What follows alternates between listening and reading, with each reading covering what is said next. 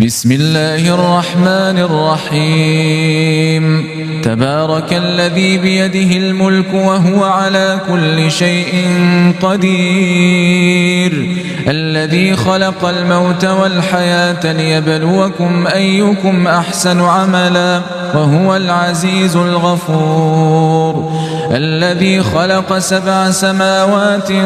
طباقا ما ترى في خلق الرحمن من تفاوت فارجع البصر هل ترى من فطور ثم ارجع البصر كرتين ينقلب إليك البصر خاسئا وهو حسير ولقد زينا السماء الدنيا بمصابيح وجعلناها رجوما للشياطين وأعتدنا لهم عذاب السعير وللذين كفروا بربهم عذاب جهنم وبئس المصير إذا ألقوا فيها سمعوا لها شهيقا وهي تفور تكاد تميز من الغيظ كلما ألقي فيها فوج سألهم خزنتها ألم يأتكم نذير قالوا بلى قد جاءنا نذير فكذبنا وقلنا ما نزل الله من شيء إن أنتم إلا في ضلال كبير وقالوا لو كنا نسمع أو نعقل ما كنا في أصحاب السعير فاعترفوا بذنبهم فسحقا لأصحاب السعير إن الذين يخشون ربهم بالغيب لهم مغفرة وأجر كبير وأسروا قولكم أو اجهروا به إنه عليم بذات الصدور ألا يعلم من خلق وهو اللطيف الخبير هو الذي جعل لكم الأرض ذلولا فامشوا في مناكبها وكلوا من رزقه وإليه النشور أأمنتم من في السماء أن يخسف بكم الأرض فإذا هي تمور أم أمنتم من في السماء أن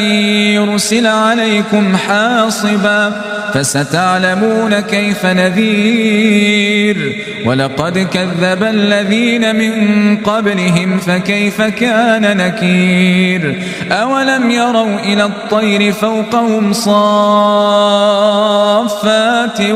ويقبضن ما يمسكهن إلا الرحمن إنه بكل شيء بصير أمن هذا الذي هو جند لكم ينصركم من دون الرحمن إن الكافرون إلا في غرور